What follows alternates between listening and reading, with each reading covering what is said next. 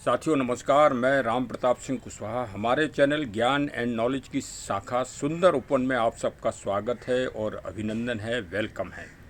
भाई इस समय 9 तपा चल रहा है, मतलब 9 दिन हीट वेव्स के, गर्माहट के, जिसमें इतनी गर्मी पड़ती है कि धरती अपने आप फटने लगती है और जगह व जगह भूस्खलन होता है।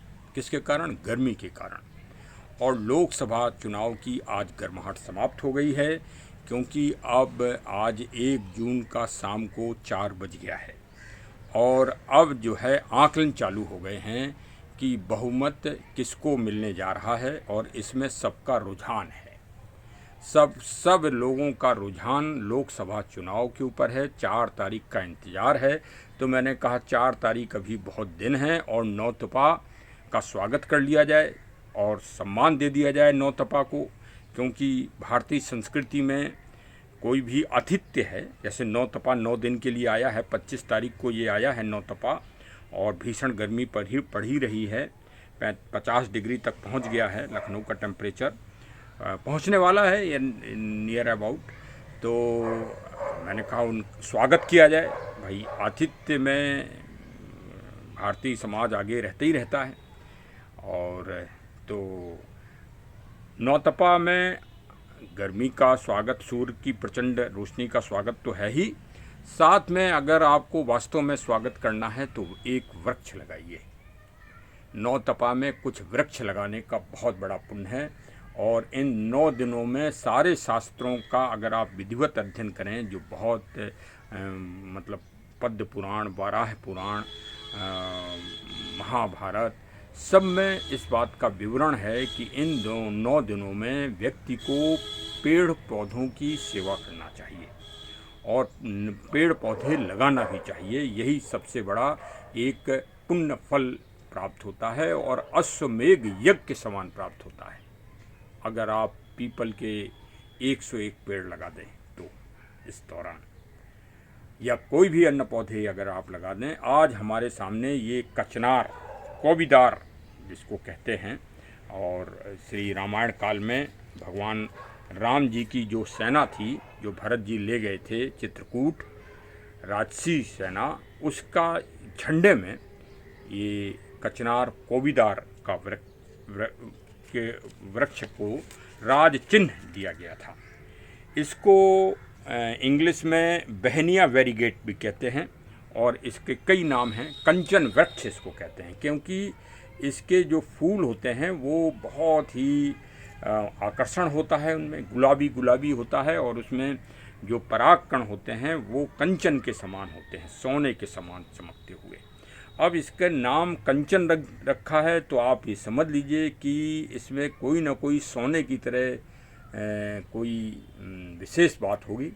और भाई चूँकि सोने के समान होगी तो आयुर्वेद जिसके मामले आजकल सुप्रीम कोर्ट में, सर्वोच्च न्यायालय में चल रहे हैं, एलोपैथी और आयुर्वेद का झगड़ा चल रहा है। हमें उसके बीच में नहीं पड़ना कि 2 चाकी के बीच में कबीरदास जी ने कहा है कि जो पड़ जाता है वो फिर पिस जाता है। तो हम जनता हैं और जनता को बीच में नहीं पिसना, यही बुद्धिमानी होती है। हाँ, कहीं बीमार हो गए फिर एलोपैथी की आवश्यकता पड़ गई, कहीं ऑपरेशन करना हुआ तब, तो एलोपैथी डॉक्टर साहब के पास जाना पड़ेगा। वो कहेंगे तुमने तो भाई हमारी बुराई कर दी थी। बड़ी समस्या है जनता के सामने। तो खैर चलिए, आयुर्वेद में ऐसा कुछ नहीं है, चाहे आप इनकी बुराई करिए, चाहे इनकी अच्छाई करिए, चाहे इनको रोज़ कूटिए, लेकिन फिर भी ये अपने आप में हरे भरे हो जाते हैं। ये प्रकृति को भी चुनौती देते हैं।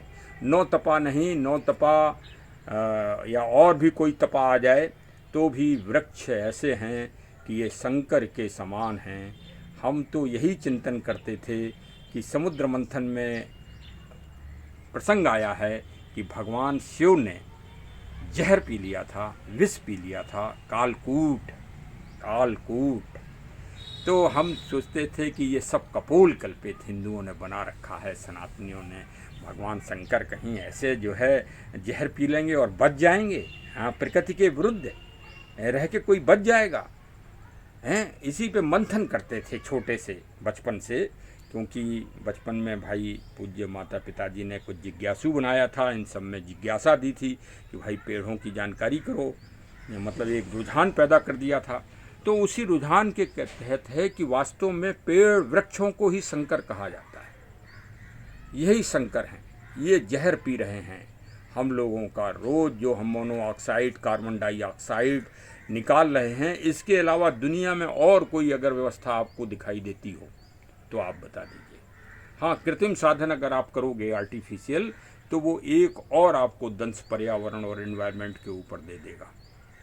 हाँ, वो प्राकृतिक रूप से इन जहरीली गैसों का और जहरीले पदार्थों का शोधन नहीं कर सकता। वो पावर सिर्फ शंकर की तरह, भगवान शिव की तरह इन वृक्षों में है। अगर जाति भेद, धर्म भेद, वर्ण भेद के द्वारा अगर आपने पेड़ों के में ऊंच नीच की, तो आप ये समझिए कि सृष्टि ही आगे नहीं रह पाएगी। क्यों? आज आप पेपर उठा लीजिए, पापुआ गिनी बहुत छोटा सा देश है, 28 लाख आबादी है, 20,000 लोग जमीन में दफन हो गए, समझ लीजिए आप, इतना बड़ा भूस्खलन आया है। भारत ने भारत ने पूरी तरह से मदद की।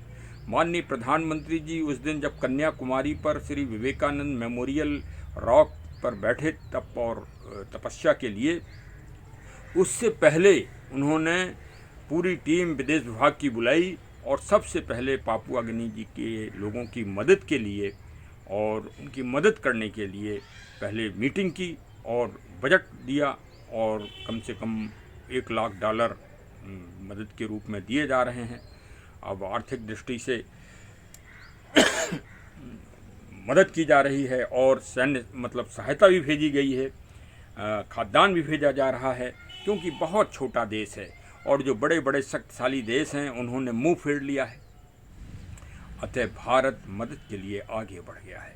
परोपकारता से बढ़ के इस दुनिया में और कोई कारण नहीं, और वृक्ष परोपकारता के अद्भुत नमूने हैं। नौतपा चल रहा है। नौतपा का वैज्ञानिक महत्व सबसे पहले भारत में, हम तो कह रहे हैं कि भाई नासा को आज चुनौती हमने दे दी, नासा को, कि नासा ये सिद्ध कर दे कि 25 तारीख को रोहिणी नक्षत्र नहीं लगा। रोहिणी नक्षत्र का लगने का मतलब खगोलीय दृष्टि से कि सूर्य की जो किरण है वो लंबवत होकर सीधे पृथ्वी पर पड़ती हैं 9 दिन, जब तक ये नक्षत्र रहता है रोहिणी। कृतिका नक्षत्र के बाद रोहिणी नक्षत्र लगता है और ये 2 तारीख को लगेगा दोपहर तक, और इस बीच में प्रचंड वो पड़ेगा और पानी का वाष्पीकरण होगा, जिससे आगे आने वाला मानसून बहुत अच्छा प्रभावी बनेगा। इसमें जितनी अच्छी गर्मी पड़ती है पानी उतना ही अच्छा बरसता है। यदि बीच में बूंदाबांदी हो जाए तो समझ लीजिए कि मानसून का जो वेग होता है वो खराब हो जाता है। तो भाई चलिए आज इस पावन दिवस पे कचनार का पौधा, कंचन का पौधा, आर्किड का पौधा आज रोपित कर दिया जाए।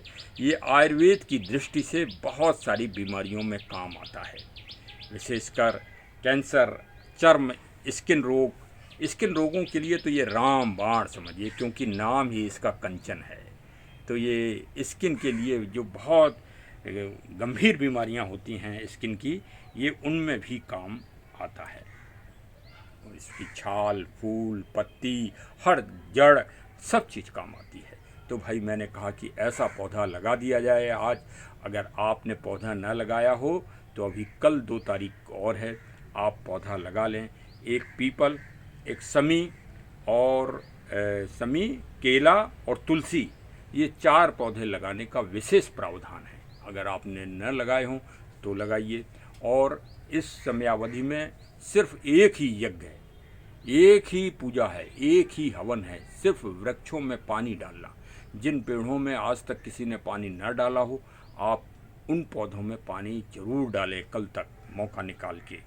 पेड़ पौधों की सेवा करें, यही व्रत है, यही त्यौहार है और यही सबसे पावन पुण्य कार्य है इन 9 तपा में। जब 9 तपा को अगर आप ऐसे चैलेंज करेंगे और ऐसे आवभगत और आतिथ्य करेंगे तो ना तो कोई बीमार होगा, ना आप पूरा परिवार आपका बच जाएगा, क्योंकि पेड़ ही हमको छाया देते हैं। ये एसी छाया नहीं, एसी ठंडक नहीं दे रहा है, आप धोखे में हैं। ये हमारा जो एटमॉस्फेयर है उसकी आर्द्रता को ख़त्म कर रहा है। ये तो बंद हो जाना चाहिए, सरकार को आदेश कर देना चाहिए कि एसी किसी घर में नहीं चलेगा। ये आप समझिए कि आप पूरी जलवायु जो क्लाइमेट चेंजिंग की जो बात आ रही है दुनिया में, जो सबसे बड़ी समस्या मुखर होकर आ रही है, उसका अगर सबसे बड़ा कारण कोई आज की तारीख में होगा तो वो एसी है। आप 1 घंटे आग जला दें तो इतनी आर्द्रता वायुमंडल की ख़त्म नहीं होगी। आर्द्रता मतलब जो वायु, देखिए एसी चलता है तो पानी निकलता है, 2 बाल्टी पानी निकलता है दिन भर में, वो आपकी आर्द्रता ही तो ले रहा है वायुमंडल की, एनवायरनमेंट की। जो प्रकृति में मतलब एक तरह से नमी है, वो नमी ख़त्म कर रहा है। तो इतना नुकसानदायक है ये एसी, और एक घटक हम बता रहे हैं। तो चलिए भाई, नौतपा में भाई आप लोग भी स्वागत में शामिल हो जाइए और लगा दीजिए भाई आज कचनार का पौधा। और देखिए ये मिट्टी इस गमले की पूरी इसलिए नहीं निकाली है कि ये और भी पौधे लगे हैं। ये देखिए स्नैक पाम का पौधा लगा है, ये भी ऑक्सीजन देता है। और ये भू आंवला का पौधा लगा है जो लीवर के लिए बहुत काम आता है। इसीलिए हमने पूरी मिट्टी गमले की नहीं निकाली है, और क्योंकि ये फिर भू आंवला का पौधा खराब हो जाता।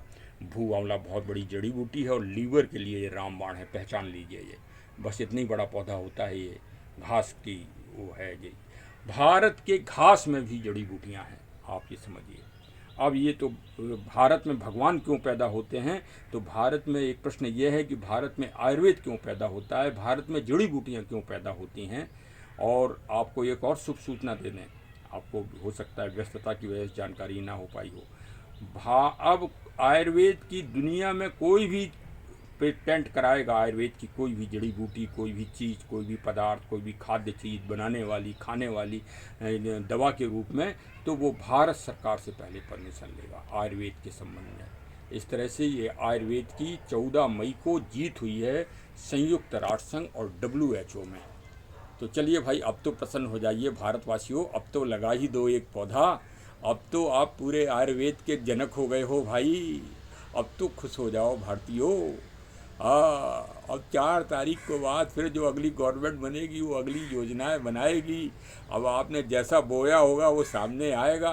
अब देश की विचारधारा को मजबूत करने वाली पार्टी अगर आपने जिताई होगी तो वो भी आएगी।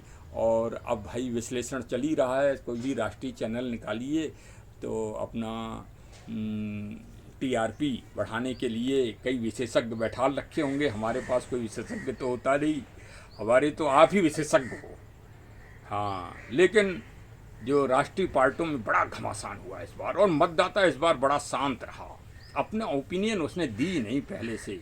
तो ओपिनियन पोल मेरी समझ में तो नहीं आता कि कोई किसी का सटीक होगा, क्योंकि जनता बहुत जागरूक हो गई है। जनता पूरा लोकतंत्र के दांव पे सीख गई है।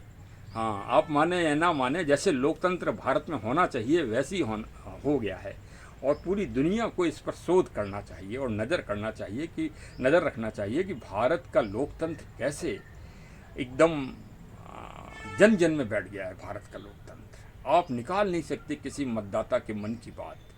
हाँ, लेकिन फिर भी इतना तो है ही कि जिस राष्ट्रीय दल के मुखिया ने सबसे ज़्यादा मीटिंग की होंगी इस देश में, सबसे ज़्यादा परिश्रम किया होगा, सबसे ज़्यादा पसीना बहाया होगा, सबसे ज़्यादा मेहनत की होगी, वो अवश्य ही सफल होगा। ये हम कह सकते हैं। लोकतंत्र की मर्यादा के तहत मैं किसी का नाम नहीं ले रहा हूँ। अब जितनी भी राष्ट्रीय पार्टियाँ हैं, राष्ट्रीय पार्टी में कह रहा हूँ, हाँ, लोकल नहीं, ये क्षेत्रीय पार्टियाँ जो बन जाती हैं ये तो शोषण करती हैं। हाँ, आज इस घटक से मिल गए, कल उस घटक से मिल गए। ये तो लोकतंत्र के लिए मतलब एक तरह से वो है। हाँ, ये कभी आप नज़र डालिए ना, कितना शोषण करती हैं, राष्ट्रीय विकास के काम नहीं होने देती हैं। ये अपनी अपनी शर्तें रखती हैं, फिर बड़ी पार्टियों के सामने घुटने टिकवा देती हैं, उनको कह देते हैं नहीं तो हम अपना हटा लेंगे बहुमत तो आपकी सरकार नहीं रहेगी। इस तरह से ब्लैकमेल करती हैं। अरे पैसा तक लेने की शिकायत है पिछली गवर्नमेंटों सरकारों में। हाँ, कि संसद सदस्यों ने पैसे लिए और पैसे लेके अपना मत दिया। अरे बड़ा गंदा है राजनीति में। हाँ, लेकिन जागरूक मतदाता इसको ने जवाब दिया और फिर वो राष्ट्रीय पार्टियां धराशायी हो गई। हाँ, और जनता बड़ा अच्छा अपना ऑब्जर्वेशन करती है आज के ज़माने में। तो भाई पहले ही तो बात ये कि अब 4 तारीख को आ ही जाएगा, एग्जिट पोल चल ही रहा है।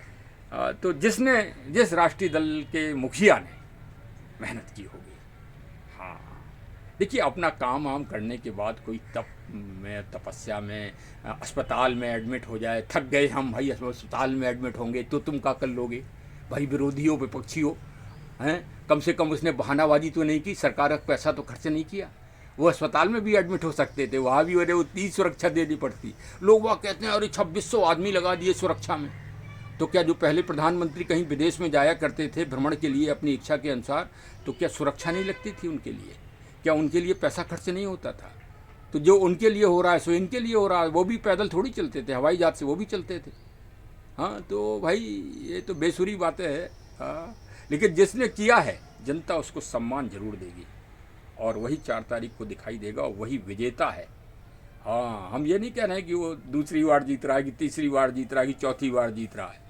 जिसने जब जब चुनाव हुआ होगा, जनता बहुत नज़र रखती है परिश्रम का फल तो ईश्वर भी देता है।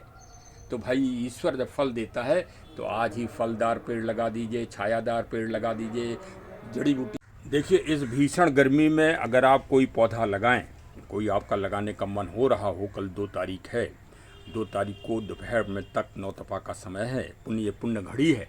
ये घड़ी वैसी नहीं है कि पंडित जी ने बता दी, नहीं नहीं नहीं नहीं, ये बाकायदे जो है नक्षत्र टाइम टू टाइम चल रहा है। भारत में मैं पहले ये समझता था कि ये पाखंड है, पंडित जी लोग जो ज्योतिषी बताते हैं पत्रा देख के, ये बिल्कुल पाखंड है। लेकिन पुलिस सेवा में सेवा समाप्त करने के बाद फिर हमने बागवानी और छोटा मोटा कृषि का काम करना चालू किया। तब हम समझ पाए कि वास्तव में इन नक्षत्रों का, पूर्णिमा का, अमावस्या का एग्रीकल्चर में और बागवानी वगैरह में बहुत बड़ा महत्व है। बहुत, जैसे नासा भविष्यवाणी करता है वैसे ही हम आडंबर नहीं बढ़ा रहे हैं ना हम कोई आपको अंधेरे में रखना चाह रहे हैं, ना हम कोई पंडित जी को महत्व देना चाह रहे हैं, लेकिन पंडित जी के कर्म को महत्व हम देंगे, क्योंकि उतना मैथमेटिक्स हम लोगों की मजबूत नहीं है कि हम वैदिक मैथमेटिक्स या ज्योतिषी मैथमेटिक्स से ये निकाल सकें और आपको बता सकें कि हाँ कब कौन सा नक्षत्र और ग्रह दिशा चल रही है, कब कौन सा शुभ कार्य करिए। शुभ कार्य मैं ये नहीं मानता हूँ कि शादी ब्याह वाला, लेकिन मैं पेड़ पौधों वाला ज़रूर मानता हूँ। हाँ, क्योंकि मैंने शास्त्रों को इस बात के लिए पढ़ा कि क्या वास्तव में नौतपा में पेड़ लगाना चाहिए। हम तो ये AWPL की वैदिक एग्रो भूबिटा डालते हैं, ये बहुत अच्छी खाद है, ना इसमें फंगस लगती है। सबसे अच्छी इसमें विशेषता ये है कि ज़मीन की जो गुणवत्ता होती है, जो pH होता है, वो ठीक हो जाता है ज़मीन का, और ज़मीन की उर्वरक शक्ति बढ़ जाती है। ये AWPL आयुर्वेद के बारे में भी काम करते हैं, और कचनार से तत्वों से ये दवाएं भी बनाते हैं, जैसे कई दवाओं में ये उपयोग करते हैं, और मैंने देखा है इनकी गुणवत्ता अच्छी है। तो चलिए इस मिट्टी में देखिए हमने ये मिला दी है AWPL की ये खाद। ये एक पैकेट आता है, ये इसमें 4 kg होती है, 1 एकड़ ज़मीन के लिए होती है। ये इस तरह से खाद होती है, ये इसमें खाद में हमने मिला दिया साहब इस तरह से, और अभी खूब गड़बड़ कर देंगे, मिट्टी में मिला देंगे, और मिला देने के बाद तुरंत गमले को पानी से लबालब भर देंगे। बस समझ लीजिए कि पौधा लग गया, और नौतपा को आपने चैलेंज दे दिया। ये पौधे की आयु करीब 50 वर्ष होगी। 50 वर्ष तक आपने 100 फीट के वातावरण को निर्मल और शीतल स्वच्छ और श्रेष्ठतम एनवायरनमेंट आपने दे दिया एक छोटे से कार्य से। एक पौधा कम से कम 100 फीट एरिया को शीतल रखता है। तो जो आगे आने वाले बीमा की तरह से बीमा आप कराते हो ना, हाँ, बीमा तो लोग करोड़ों रुपए करा रहे हैं। अरे वो बीमा सिर्फ इसी मृत्यु लोक में रहेगा, आगे वाले लोग के लिए और पीछे वाली पीढ़ियों के लिए और आगे वाली पीढ़ियों के लिए कुछ करिए, पेड़ अवश्य लगाइए। हाँ भाई, हमारा चैनल वृक्षों के और पर्यावरण के, एनवायरनमेंट के संरक्षण व संवर्धन हेतु समर्पित है।